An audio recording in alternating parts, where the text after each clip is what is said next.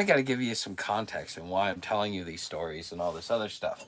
But before we get started, everybody always wants to know what we're having for dinner.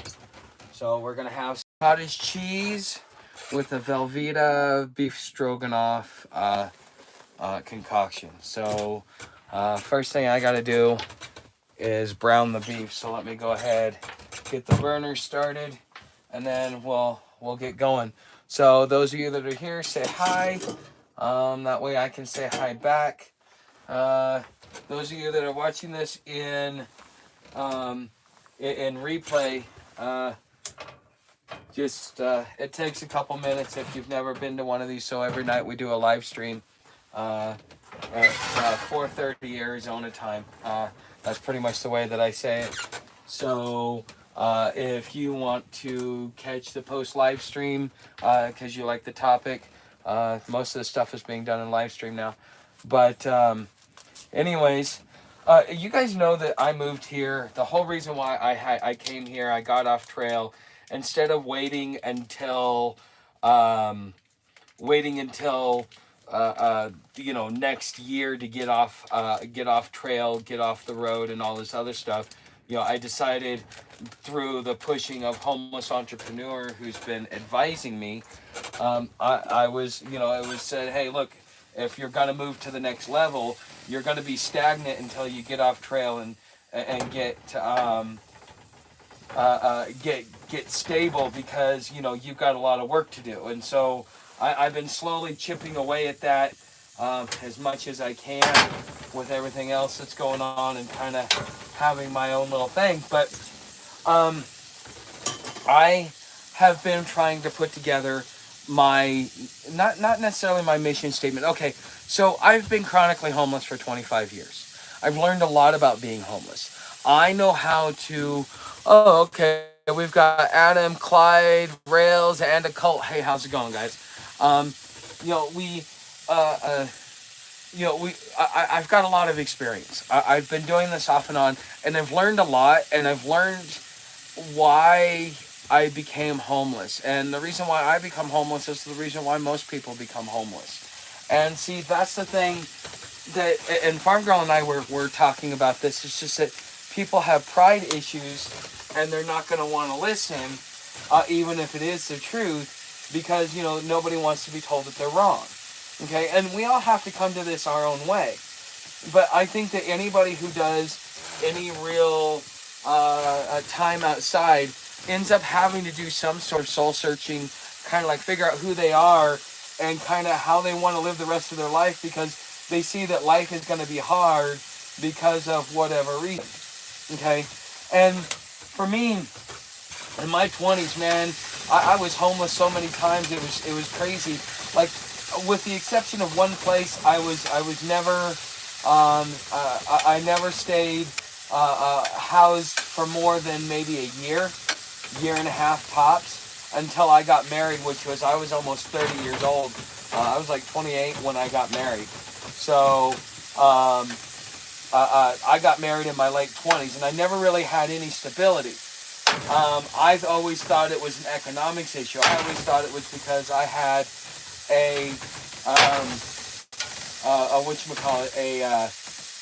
because I had a work injury, because that was my problem, and I couldn't get any help. Nothing was working. I was having all these problems, yada yada yada. Nothing was working for me. I kept ending up homeless. I kept ending up in the hospital. In 11 years I was hospitalized 11 times. Okay, that's how many times I was hospitalized with what they were telling me was panic attacks, which are nothing. They're not panic attacks. Okay, it's something else. And anyways, just having to deal with that and try and figure out, like, why am I always going homeless? I don't want to be homeless anymore. How do I saw something. Oh, okay. Only 20. Okay. I was, how many of the 25 years? I would say about 12 to 15. So, that's about how much time I spent, because I spent most of my 20s on there. I spent part of my 30s on there. And now I've just spent the last 2.5 years, in that position. So, yeah, I've got quite a bit of years out of that 25 years. It's not like I was just like on once, 3 times, 4 times. No, I mean, I've been doing this so many times that I've learned how to not learned when I'm going to go out on the streets, but I've also learned, how to get off the streets. But the thing is in the public, we're fed that it's a mental health issue, it's a drug addiction, it's a it's a criminal issue. These people, they can't assimilate. They have a chemical imbalance. We just need to get them on pills. They're having all these problems. Da da da da da da da da da da da. Okay, and that is propaganda. This is how the system makes money off of us, is by feeding us a lie and getting us to believe something that is not true. Okay, because here's the truth. If you come from a broken home, you have a higher chance of becoming homeless. Why? Why would you have a higher chance of becoming homeless? Because here's my experience. My parents hated each other so much that when my dad saw my red hair, he took all his frustration on my mom out on me, because when he looked at me, he didn't see me, he saw my mom. And my mom was the same way. And so therefore, I learned that the people that you love and you care about, you are mean and cruel and vindictive towards. Okay, these are bad personality traits that parents pass on to their children for various reasons, whether knowingly or unknowingly, whether it be lack of maturity, lack of whatever. Okay, when you come from a broken home, you have people that are broken themselves. Okay, that's why the home is broken, is because the parents themselves are broken, and then they take those bad traits and they pass them on to children. And the thing is if you want to know how you avoid homelessness, how you get out of homeless and never become homeless ever, well, I won't say won't become homeless ever, but your likelihood drops by like 90%. Okay, and it's this: build healthy networking relationships, people that you have symbiotic relationships with, that you have positive recourse with, that will help you and that you want to help. Okay, people that that are going to have your back. It doesn't. Some of them are going to be honest. Some of them are going to be dishonest. Some of them are going to have other shady traits. But the thing is, people that because you are like-minded or whatever, you have some sort of connection, some sort of bond. Somebody that is going to have your back when the world goes to shit. Okay, and cultivate those relationships. Keep them as positive relationships, and just kind of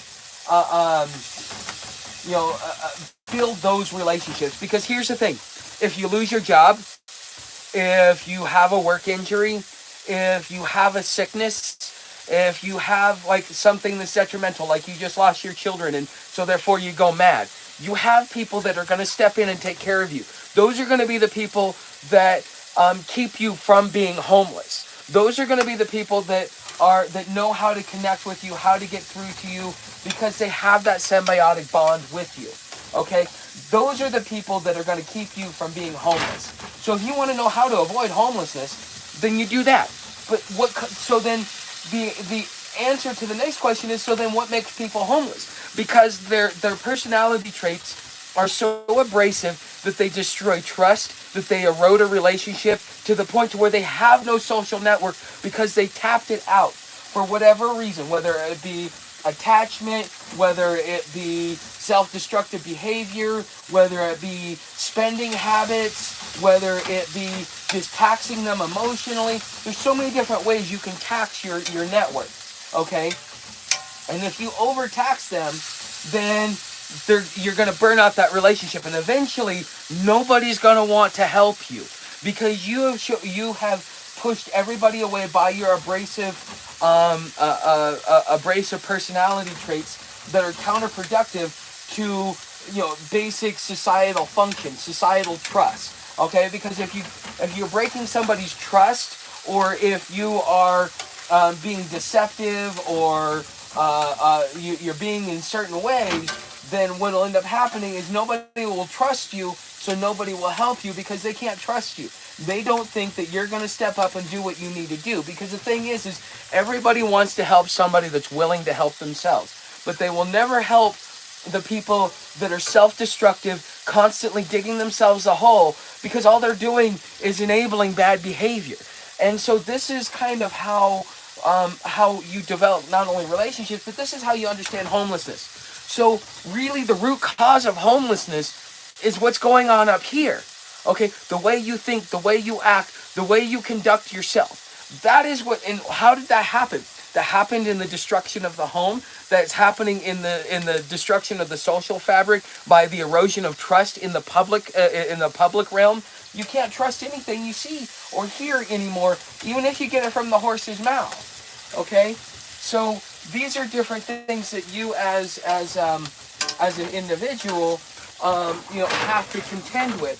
And so the worse it gets, the easier it is for people to the more likely you're going to have this stuff happen. Okay, whether it's just being a constant negativity, like, oh, my life sucks, I'm going to be Eeyore today. Okay, yeah, there's all kinds of different ways in which, like I said, you burn your network. So hold on, I've got to do some milk and some water. So hold on, guys. Do I have any questions, dear? No, we're just talking about the phone. Oh, okay. So this is for milk. Okay.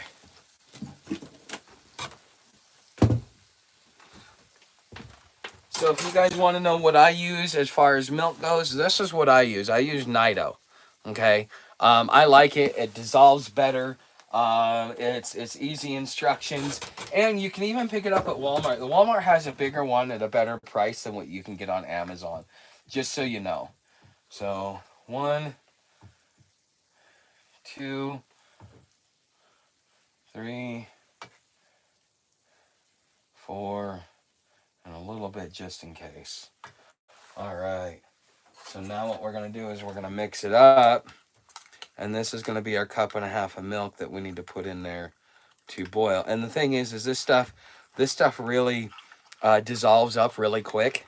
And yeah, I don't know if you guys have ever used it, but I'm telling you, the reason why I like it is that, and it tastes better than all the other powdered milks, because I don't really like the taste of powdered milk, but this is the best tasting one that I've come across, so that's why I use it. And if you get any of the the little clumpy stuff, if it does clump up a little bit, it's sweet, it's not bitter. So there's a 1.5 cups. Cool. Says you got them started on it. They like it. Thank you. I started on what? The Nido. Oh, Nido, yeah. Oh, he likes it? Yeah, yeah, it's good. I mean, I don't know. So at least somebody likes it. So I don't mind it as a. you don't mind as an ingredient, but you won't drink it directly. Yeah, it's kind of a little bit of a pain, that way. But I don't know. It still tastes better than any other powdered milk I've ever had. So, and I can't stand the taste of powdered milk. So let's see here. And this I got off of Amazon, by the way. This dish here. So let's see here. So all this actually came from Amazon. So I ordered this and it shows up in my mailbox. Okay, hold on a second. I'm missing some instructions. Ground beef, 1 cup, pasta mix. Okay.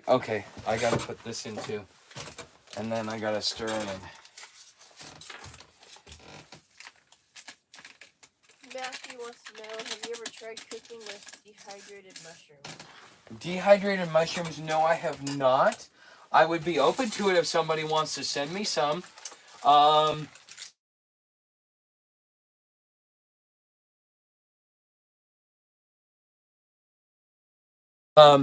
You can send it to Friar Tuck, P.O. Box 212, Concho, Arizona 85924. Okay, if you want to send me a package, that is where you guys can send me a package. P.O. Box 212 in Concho. Okay, so let me get this started again. Um, what? JF Enterprise says, what kind? What kind of mushrooms?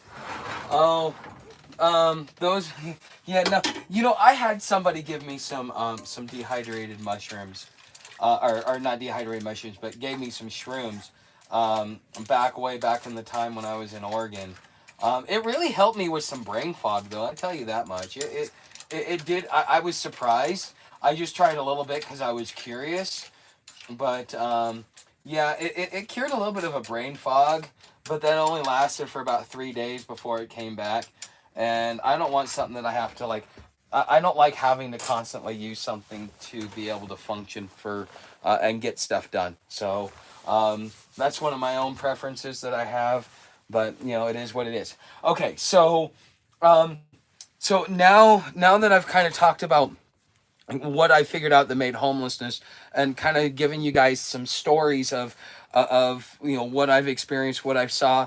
You know, here's the thing: there are these traits that do make you homeless that you're taught through example, through like family, through environment. You know, you grow up in the ghetto, you act a certain way versus growing up in a middle class neighborhood. So therefore, your personality traits, the poorer you are, part of the reason why you're poor is because you're not able to develop positive, healthy relationships that are going to be fruitful, that will help you advance in life. Because the purpose of a relationship is to advance you, whether it be platonically as a friend, whether it be emotionally as a lover, or whether it be in business. A relationship has to fulfill you, or has to be something that's going to take you in a direction that you want to go. It can't just be something off the wall. Okay, so this is kind of, I've been running an experiment, and I mean I'm spot on. I know, I kind of know what I'm talking about on this.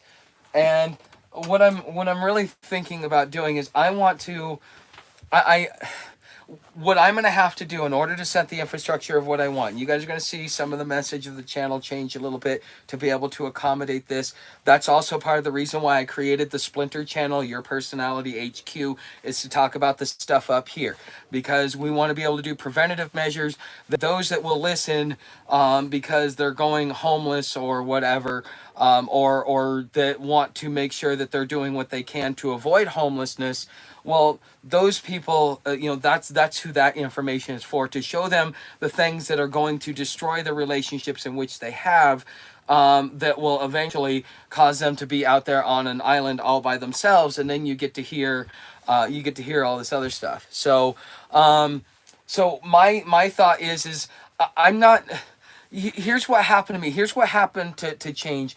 I ended up going and seeing a counselor because I was having problems at work, and it was really causing some issues. And so instead of quitting my job, I went to counseling. And this is where the guy starts opening my eyes and showing me like a lot of my personality defects, like to the point where now that I understand what I was saying and what I was doing back then, I'm very embarrassed that I was that much of a crap bag. But I was. That's why I had the problems that I did. And so, but I had somebody to at least spark that awareness, to where I understood that I was the problem, that I was creating the problem. And so therefore my curiosity was, well, where did the problem come from? How do I fix it? Is this something that's fixable, or is this something that's ingrained in me? Because I don't want to. I didn't want to be that person anymore. It wasn't even that I wanted to end my homelessness. It's just that I wanted to never feel that bad about how bad of a person that I was, that I decided to make a change. That was my rock bottom. And between that and coming across the Billy Meyer stuff and some other things that had happened along the way, such as when about 6 months, 3 to 6 months after we started the divorce, I went to stay with my old man, and I got to see a mirror image of people why I had the problems that I was having, because I was looking at it, because the way that my father was treating me was the way that I treated people. And so therefore I started understanding and kind of like observing and paying attention, and that was another eye opener for me. But the thing is as I've moved along and I've realized, okay, I like to do I had a problem with implied expectations. If I did something for you, I thought you should do something for me, as repayment. And so therefore when they didn't follow through and I was left hanging, I felt betrayed, I got mad, I treated them like crap, I destroyed the relationship. Why? Because I didn't vocalize myself. So my correction to that is, if I expect something in return, then I should say something. So therefore, you say, "Hey man, I need you to help me move." Sure, I don't mind helping you to move, but I got this project over here. I'm going to need help with you. I'll help you with this if you help me with that.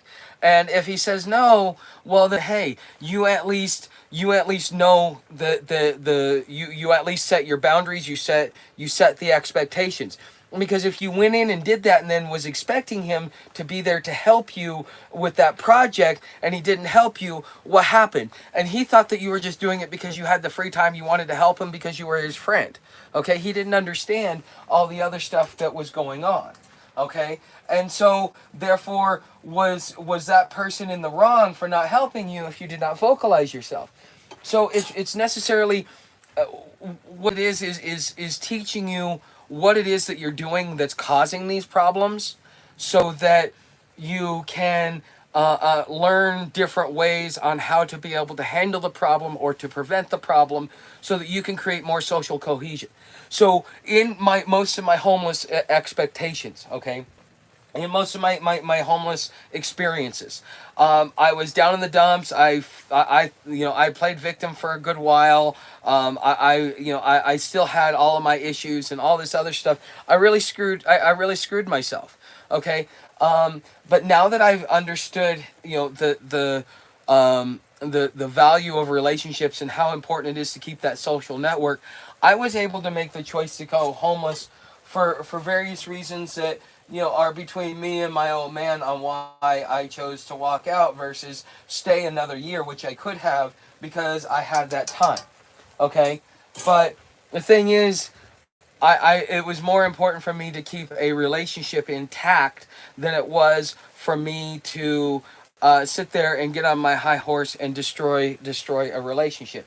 So even though I ended up homeless because, well, I lost my business, so there's nothing I can do about it. That was an economics issue. Another thing is my pride, because I got used to being a business owner. Going to work for somebody was really hard for me to adjust to, and so therefore, because of that, I had no choice but to make the choice to become homeless. So therefore, I still, even though I've worked on a lot of these things, so now that while I'm still existing in life and I'm going on and doing my epoch, I am to a point where I can. I'm to a point where I'm still developing positive relationships, and this is not a state of being, a mental state of being like it always has been, but it is more or less an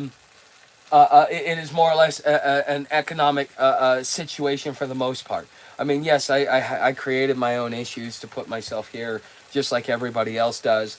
Okay, but the thing is, I've gotten enough healthy traits to where it's easy for me to be able to develop those relationships and that social safety network, because that's how I've been able to survive for the last 2.5 years. I couldn't have done what I did without some help. Okay, with people that I networked with, that I created positive interactions and positive relationships. I couldn't have anything that I have right now without developing some sort of positive symbiotic relationship with somebody where their relationship with me benefited them as much as it benefited me. Okay, so this is kind of where we're at as far as my development. But the thing is, the more I work on myself, the more complex my issues become, because they affect me negatively in a different way. Okay, because I didn't burn all of my bridges. I just had a pride issue, but it wasn't self-destructive behavior, all this other stuff that I would normally do.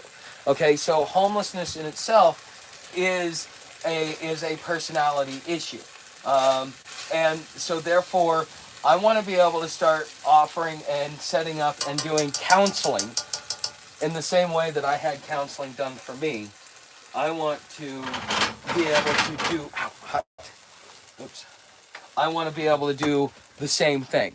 But the thing is, I have to accomplish a couple of things in order to get there. The first thing I need to do is I need to form an LLC and set it up as a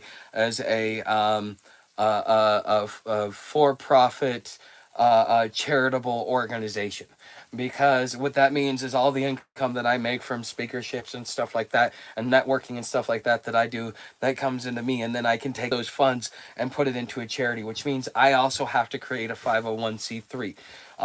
Once I get to that point of creating that 501c3, then what I'm going to be doing is I'm going to be looking for funding for my first to be able to start my project, which is to take on 20 people in a year to do weekly talk sessions, because I'm not there to talk to them about, you know, their personal traumas and all this other stuff. What we're working on is how to be able to personally develop yourself so that you can create positive, healthy relationships. So think of it as life skills and personal development. To have that be a requirement, but then also to couple it with, okay, it's not just a personality issue and it's not just an economics issue. It's both issues. Okay, so by teaching the digital economy, by giving them the platform, the education, and the assistance to go along with getting into it, because you know these are people that are going to have to relearn a whole new different way of life, and also people that may not be technologically advanced like some 20 or 30-year-old, because a lot of these people are going to be in their 40s and 50s that are getting laid off because of our aging workforce and all that other stuff. Okay, so this is the overall program, because I've been trying to figure out, like, how do I want to set this up? What do I want to do? And the thing is because of the digital economy and the way the digital world works, I can very easily, I don't have to be in a city, just like with Homeless Entrepreneur. He's in Spain. Him and I talk, well, we used to talk every day or every Monday or whatever, once a week, but he didn't keep his appointment, so I guess, but whatever. So anyways, this is kind of my overall plan, what I'm going to be working for. So if anybody wants to help me out through my tip jar, that's what it's going to be going for, because the LLC is only going to cost me $100. That's the easy part. It's going to cost about $250 to do the not-for-profit through Arizona. The problem where the money comes in, where you have to really pay, is when you want to go to the feds, and I think that's like $500. Plus, you're probably going to have to pay some legal fees because you're going to have a lawyer do that. So I'm probably going to have to see if I can find a lawyer that will help me out pro bono to do something like this. Okay, so but this is kind of what I'm working on, so that therefore I can start doing what I think is going to make the most positive impact. And the thing is, with the charitable the charitable for-profit company that I'm going to start, I want to focus it not only on homelessness but also on the solidarity of the family unit, because the solidarity of the family unit is the most important part. With the breakdown of the family unit is what is causing the explosion of the homeless crisis, and then that coupled with economics just compounds it and makes it even worse. So if we're really going to tackle homelessness, it starts in the family. It doesn't start with some government program. It doesn't start with some not-for-profit offering you a service.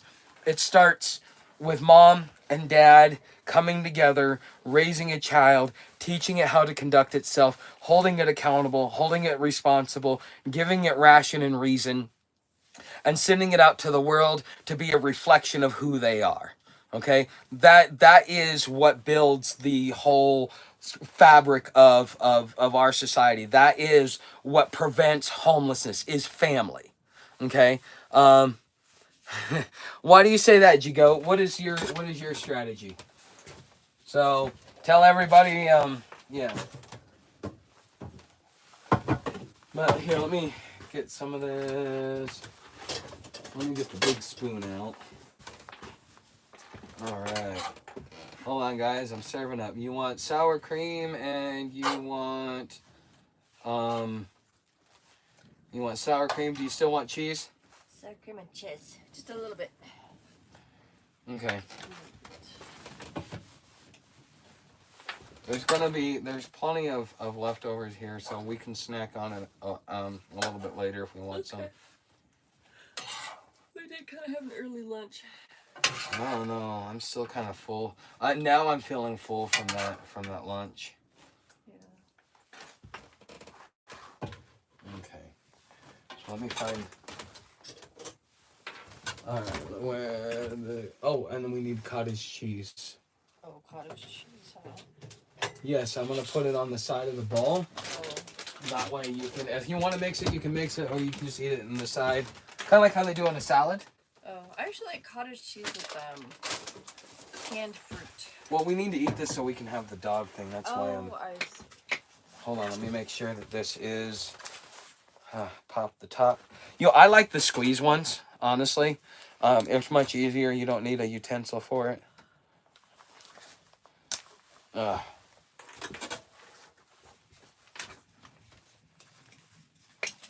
right, hold on. Oh my goodness, that's a lot. Oh, okay. All right, that's not a lot. That's barely any. I was just thinking a little, just gonna make it creamy. All right, put some cheese on it.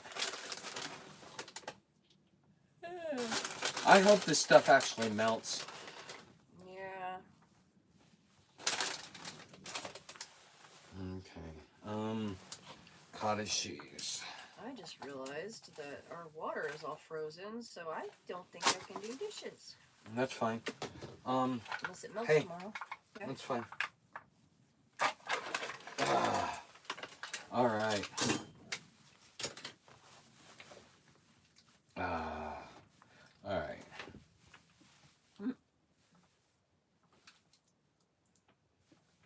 Oh yeah. I love cottage cheese though.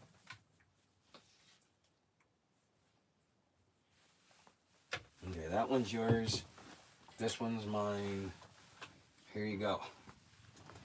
Here you guys go. So, you guys know mine is the one with the titanium spoon. But this is sour cream, cottage cheese, all that. This is gonna be, here you go. This is gonna be a heck of a meal.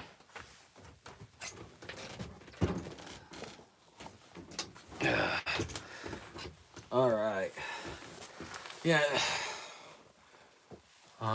Let's see here. Okay, so we got any questions? Because I know I've been rambling for a while, but that was basically my topic. Did any of you guys see the Trump inaugural speech? Because the American empire is being reestablished. We're gonna have troops on the border, and what? Titanium spoon is yours. Oh crap! I was wondering why I had so little cottage cheese. I'm like, man, I skipped myself. Because I love my cottage cheese. But the Trump inaugural speech, it was good. There's stuff in there that's going to help me. I don't have to worry about censorship as much.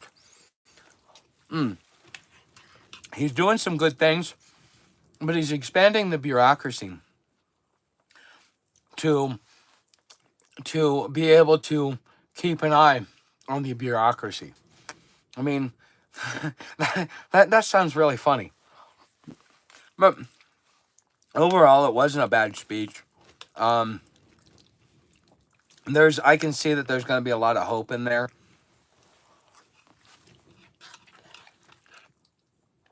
If he can, cottage cheese, cut up strawberry, kiwi, blueberries, sweet cherries, honey, and granola. Now that sounds good. Except for I'd only eat the strawberries, maybe the cherries, the honey, and the granola. Yeah, I'm kind of picky on on things that I eat, and it's not because it's health wise. It's just some of it irritates my stomach because of texture, and some of it I just don't like it. I don't want to eat it. So, like kiwis? Yeah. Never really been a fan of kiwi. I tried it once. Mm. Oh, okay. Oh, wow. Well, okay. Oh, but I live. Yeah, sure go. You live good, but you also heeded a lot of the advice that I gave too. Um, and you know, it made your life better because you worked on that. Work only as much as I need. I have everything I want or need. No one else needed. Yeah, Jigo. And one of the best things that you probably did for yourself is you relieved your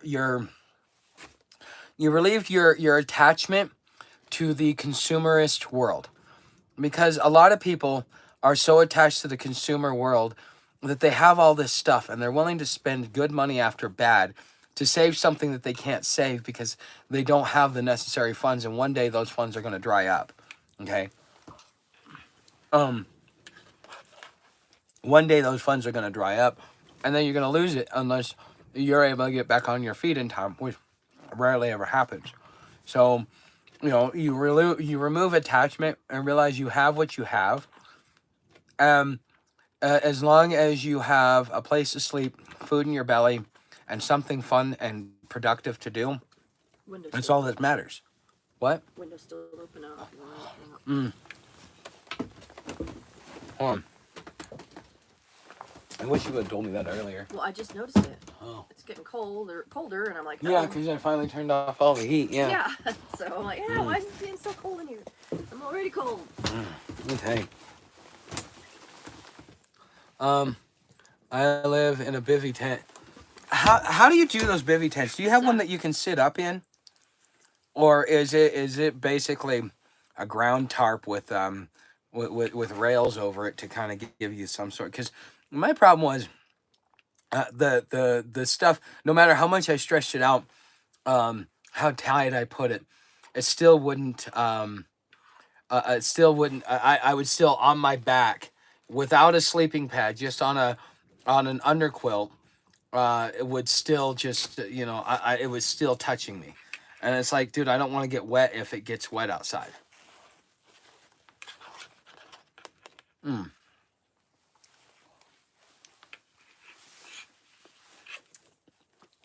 This is really good.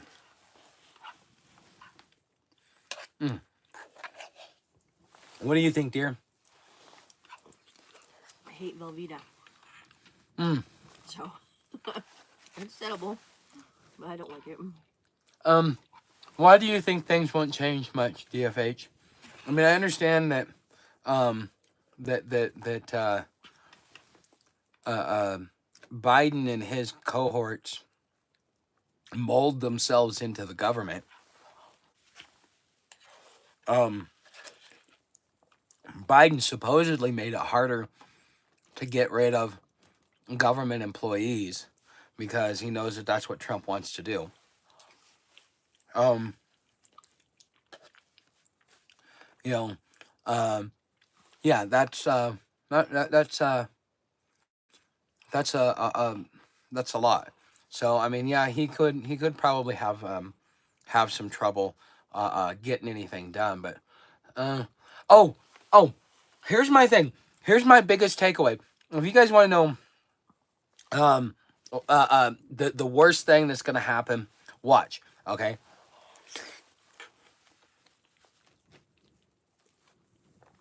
I'm giving this as a personal prediction. I hope I'm wrong. But okay, so China owns the Panama Canal.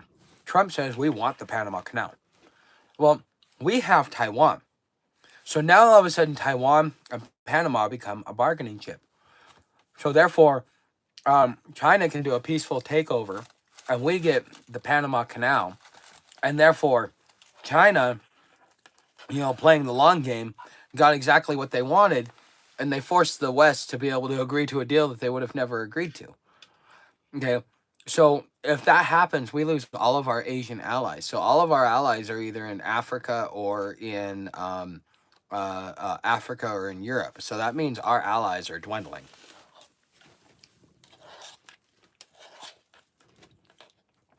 What is the likelihood that Donald Trump will give up Taiwan in exchange for the Panama Canal from China? because all he wants to go, he wants to make deals. And what kind of cataclysms is that going to have?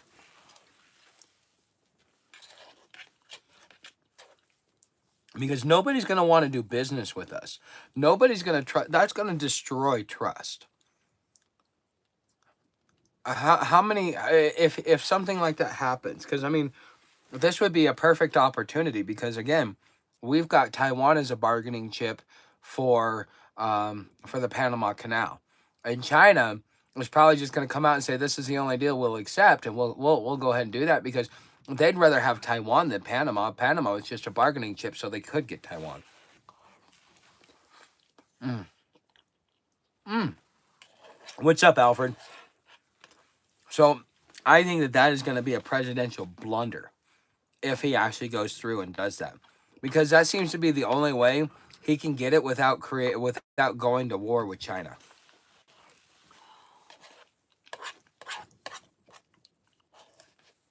Because there was nothing in the agreement that said that Panama had to keep control of the Panama Canal, and if there is, then he can take it to court, and therefore China loses its thing. It's going to take us a couple years, but is China going to recognize the court if the decision goes against it? Is the United States going to recognize the court if the decision goes against it? So all of a sudden, it just becomes politics in the courtroom, because they're like, if I agree with it, then great, I'll enforce it. But if I don't like it, I'm not going to enforce it, because now you have countries that are asserting their sovereignty, because we've kind of we've really screwed up the world. Biden really screwed everything up with pulling out of Afghanistan the way he did. Um, there could have been a much peaceable transfer without aiding and abetting the enemy. Mm. So, I mean, I don't know. I'm trying not to get into politics, but it's to a point where it affects everyday life. So one of the things that Trump said that really stuck out to me was talking about taking back our cities.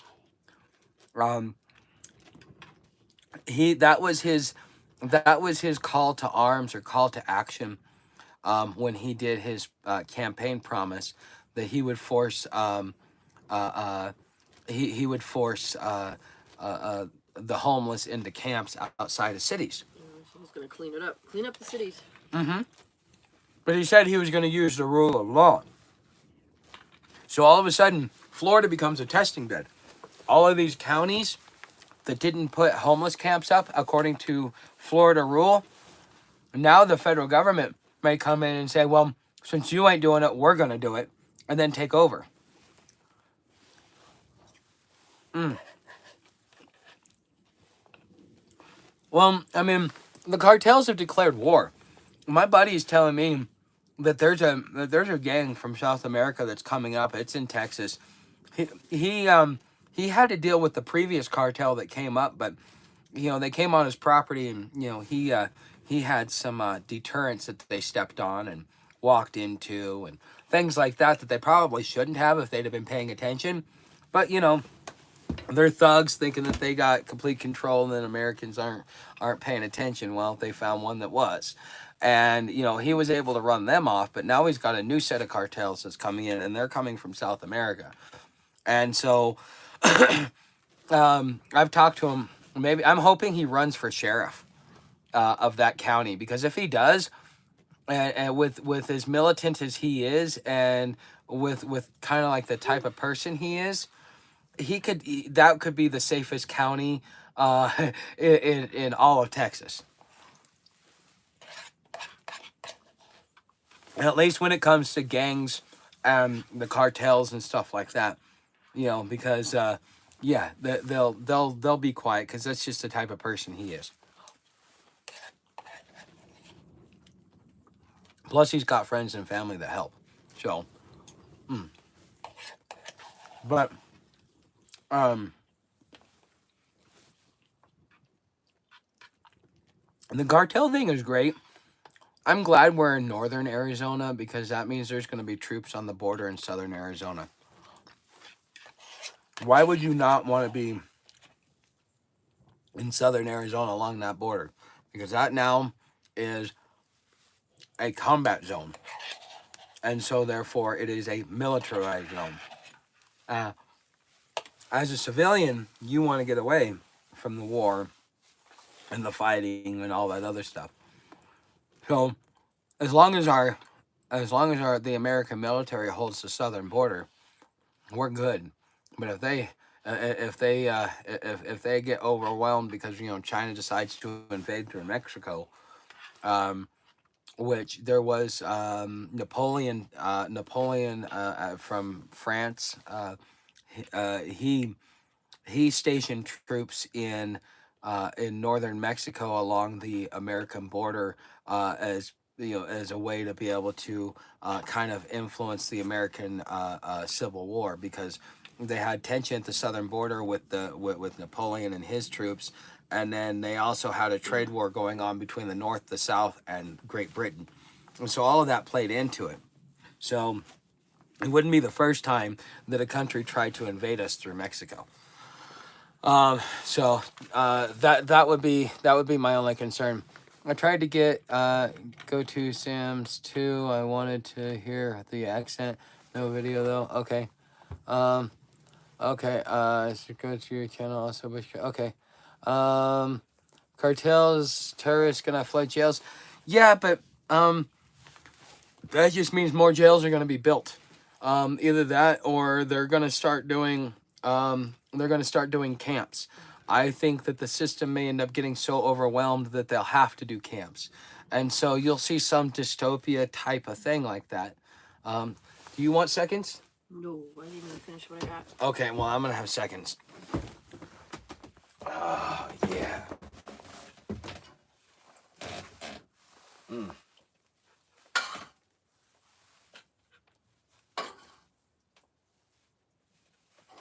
Oh, man, this was good.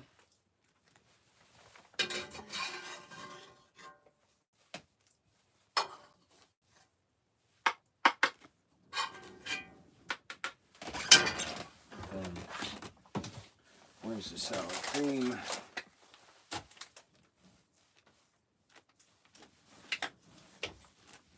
And cheese.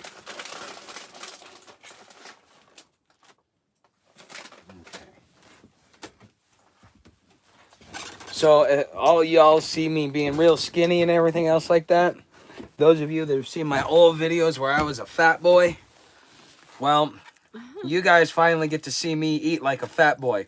I remember when I ran into Slack and Fishbone.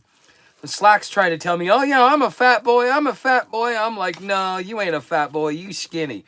Don't be trying to lie, because he wanted to get in the fat boy mafia." It's like, no, fat boys only. Well, I ended up asking him a series of questions, that only fat boys would know. And, do will you eat a Twinkie? You have a choice between this and this. What do you choose? Do you go for more sugar or do you go for healthy? These are fat boy questions that if you can't answer them right, just like in what is it, the quest for the Holy Grail, you can't get entry. And he answered them, and so he became an honorary fat boy. So, yeah, if I ever get checked by the Fat Boy Mafia, at least I've got real footage, so that I can prove that I'm still a fat boy. And so I may have lost it all, but I'm still a fat boy.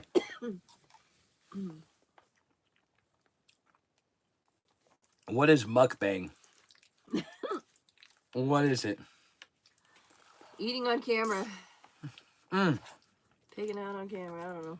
Well, that's fine. I don't know. Muck with tuck. Muck with tuck.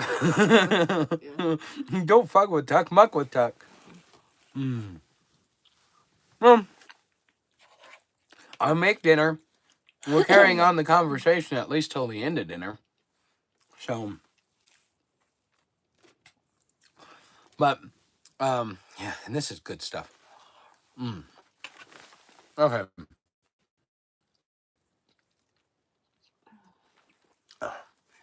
All right. You got cartel in New Hampshire. Who said that they have cartel in New Hampshire? Okay. Chipmunk Tuck is great. Oh, Bucknut's in here. What's up, Bucknut? So I haven't been paying attention to chat. It's kind of nice to have somebody that pays attention to chat. Nice. Oh, there he is. Yeah. Mm. So, but does Amazon deliver to your PO box? Yes, it does, Matthew. Amazon delivers to my PO box.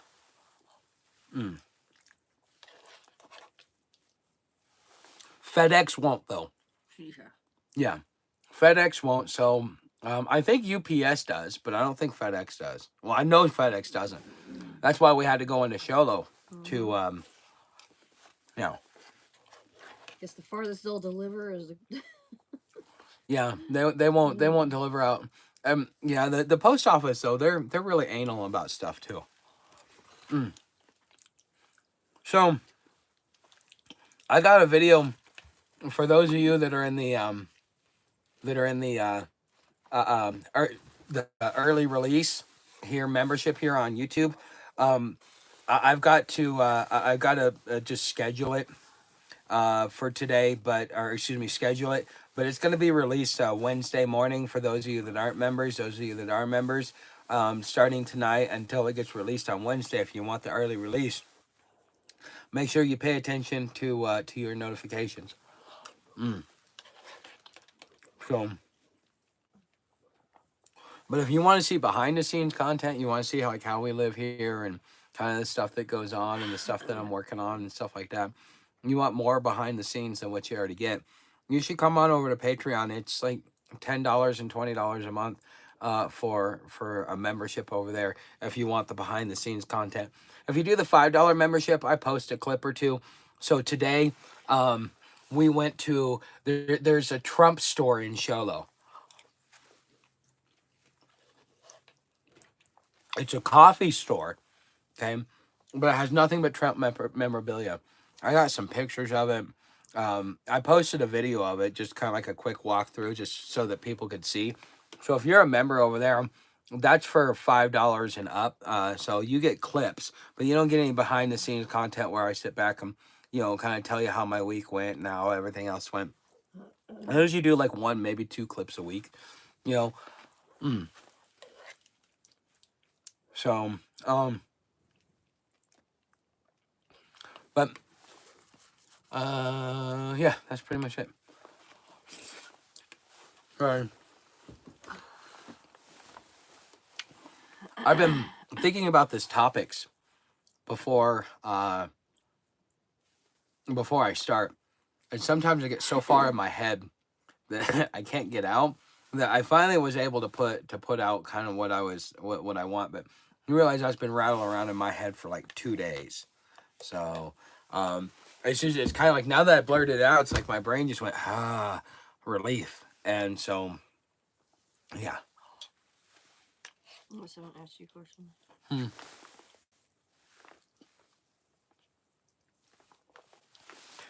Okay, two nomads and their okay. New Orleans homeless situation. They are housed 200 people for 3 months to clear town for Super Bowl. I didn't know about that part, but I know that the mayor of New Orleans is he wants to be tough. There was some court case because I think we talked about it in a video. There was a court case that he won that allowed him to kind of push the homeless out the way he was. But when they had one of the shelters burned down, they lost a lot of beds. So until then, they've been kind of being lax. So now he's working on getting that all fixed up.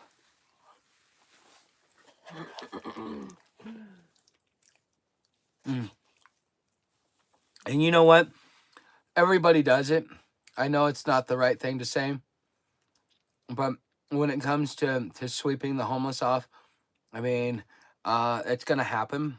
If they're giving them a place to sit back, watch the Super Bowl, have 3 hots and a cot, sit back, relax, get a shower, stepped in like that. Okay, yeah, it's the governor. Okay, why not?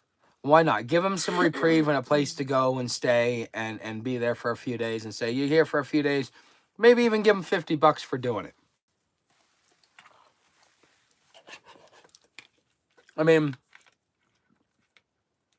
that would be reasonable, because you got to realize they're there for commercial, and they're trying to put the best, the city has to put forth an image. The reason why the city goes after homeless is because the visual appeal of the homeless lowers lowers property value, which invites crime.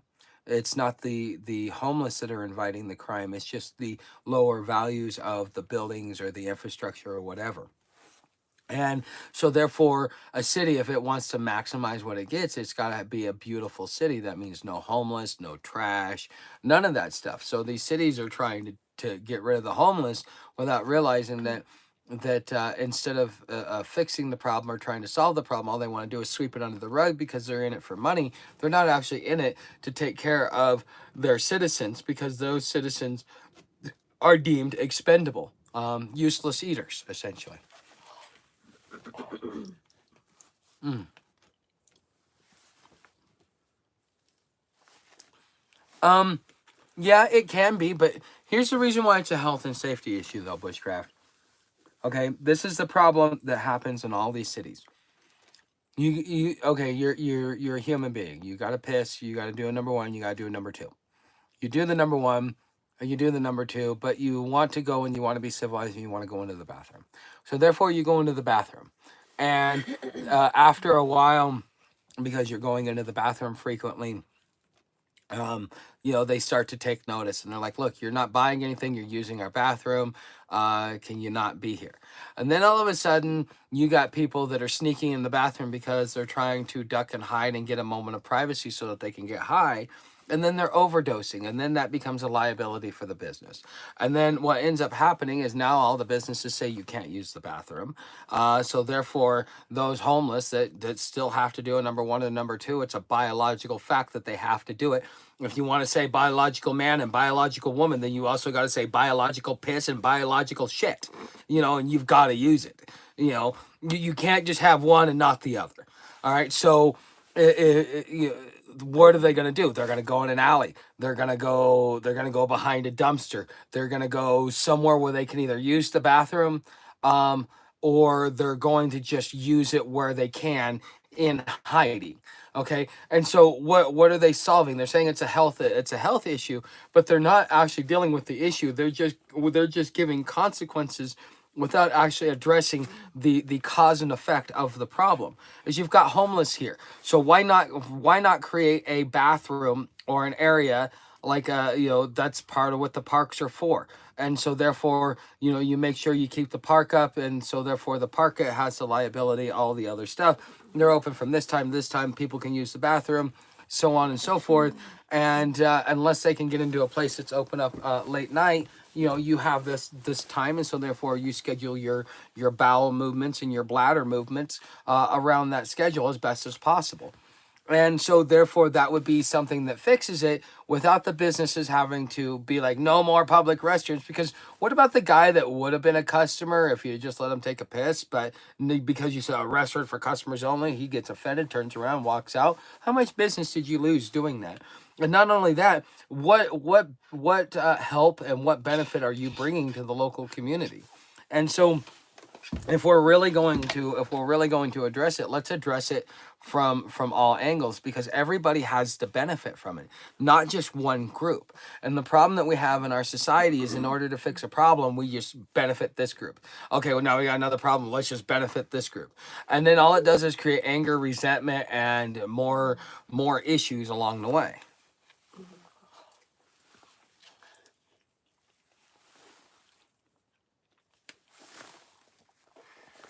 Um, they have bathrooms in parks in Phoenix. They had to close them all for the same reasons, Tuck. The majority ruin it for us. No, it's actually the minority that ruin it for the majority. Okay? That's the thing. And I learned this. That was the first thing they teach you in Marine Corps boot camp, is when you're sitting there in one of their classes, they talk to you like, okay, you have the 90%, and then you have the rocks. These people are dumb as rocks. They're the 10%. 90% of the rules are made for 10% of the people. Okay, Everybody else is law abiding, but apparently just some people can't get it. So now we have to make a rule for it to happen. These are your rocks. Okay. These are the people that are making it bad. It's not a majority. It's a minority of people that just don't care. And so because they'll just find somewhere else to go. They don't care. They can always find another place to be. But for you, that was important because that was part of your infrastructure so that you can find ways to be productive. And so, yeah, again, it's a selfish act. Um, but it is what it is. Mm, mm, mm. I wish I had more of my Cokes left. I drank them all today. Mm. All right. What's that kickback time? Okay, let's see here. Did you go? Is Cherokee here? I thought I saw him. Hi, Cherokee. If I didn't say hi, I was thinking we were in the minority, not being on drugs. You're right. Yeah, no, there's a lot of people, and there's even people that are recovering addicts. Okay, um, they are recovering addicts. It's just they're gonna be part of your sober community, but they had their own issues. It's very rare for somebody to not be an addict at all during the time in which they're homeless or housed in their lifetime, especially if you're chronically homeless. That is where the rarity comes in.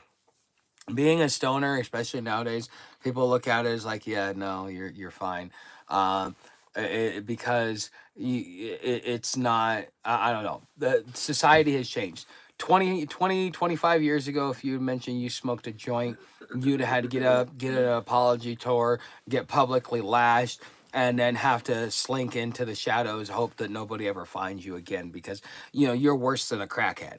But as time's gone along, as the states have legalized it, it has now gotten to a point where it's socially acceptable, just like having a drink, and if you can function, then nobody cares. It's when you're dysfunctional that people start caring, and that's kind of that's where it's at. So, I mean, we can all, we can all say things, but um, okay. Oh gosh, not bad. Because he passed someone. Okay, said to me, Marines don't die. They go to the um, they go to the L and regroup. Yes. Okay. That's funny. I haven't heard that one. Um, okay. So, okay. All right. So. But all right, guys. So you guys know how to help the channel. I'm not gonna beat a dead horse. It's either in the description or it's somewhere on your screen. Okay, whether it's a comment or a subscribe, a like, a share, whatever it is. So uh, just keep watching my stuff. Thank you for being here. We will see you same bat time, same bat channel tomorrow evening. And we'll probably end up having that chicken casserole because I want to try that out. See you guys tomorrow.